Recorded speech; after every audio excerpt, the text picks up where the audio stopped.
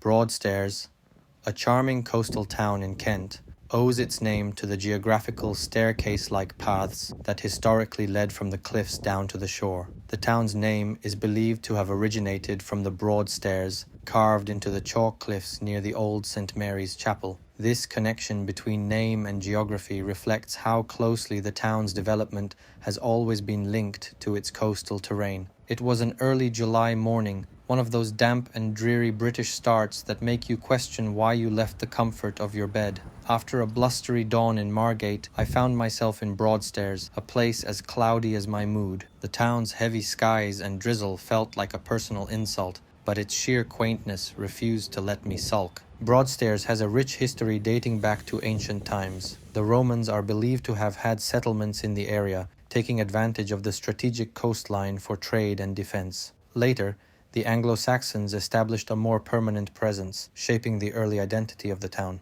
However, like much of coastal Kent, Broadstairs faced Viking incursions during the early medieval period, leaving their mark on its cultural history. Determined to see what the fuss was about, I fortified myself with a simple breakfast of tomatoes, cheese, peppers, and boiled eggs. The name Broadstairs had conjured up an image of a cliffside haven with grand staircases leading to the sea. To my surprise, it wasn't just a mental picture, it was reality, yet somehow the charm seemed more like a well-rehearsed performance than a genuine welcome. During the medieval period, Broadstairs was a small but strategically important fishing village. The town's connection to the nearby Cinque Ports, particularly Ramsgate, meant that it played a modest role in coastal defense and maritime trade. St. Mary's Chapel, built atop the cliffs, became a place of pilgrimage and a beacon for sailors navigating the treacherous waters of the English Channel. The high street was bustling, though not in a particularly inspiring way. Crowds of local tourists were jostling for tables at pubs and cafes, their hunger a reflection of my own growing unease. The town's offering seemed predictable, like a seaside postcard that had faded in the sun. The sea has always been central to the identity and survival of Broadstairs. Fishing was the town's primary industry for centuries, providing livelihoods for generations of locals. The coastline also attracted smugglers during the 18th and early 19th centuries, with hidden caves and secluded coves serving as perfect hideouts. Even today, the town's beautiful Viking Bay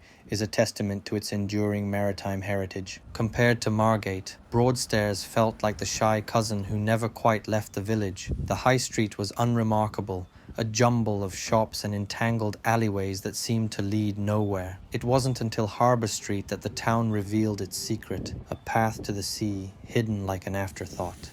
The arrival of the Industrial Revolution transformed Broadstairs from a humble fishing village into a popular seaside resort. The introduction of railways in the mid-19th century made the town more accessible to visitors from London and other urban areas. Charles Dickens, who frequently visited Broadstairs, helped cement its reputation as a charming getaway for the Victorian elite. Unique features like the Dickens Museum and the town's iconic clifftop architecture reflect this golden era. In the modern age, Broadstairs has managed to retain much of its historic charm while embracing contemporary tourism.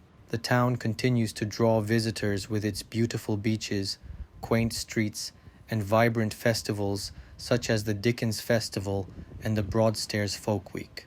Its importance lies not only in its picturesque scenery, but also in its ability to preserve a sense of timelessness, a rare gem on the Kent coast that bridges the past and present. Cliffside, the sea looked promising, but as I descended, the illusion faded. The water was muddy, the air windy and cold. I had envisioned a long, lazy rest by the shore, soaking up the sun and losing myself in tranquil blue waves. Instead, Broadstairs offered a muted palette of greys and browns, the kind of seaside that begged for a good book or an exit strategy. Disappointed by the lack of vitamin D that I expected to store on the beach from the lavish southern sunshine, I wandered back into town, hoping for a spark of intrigue.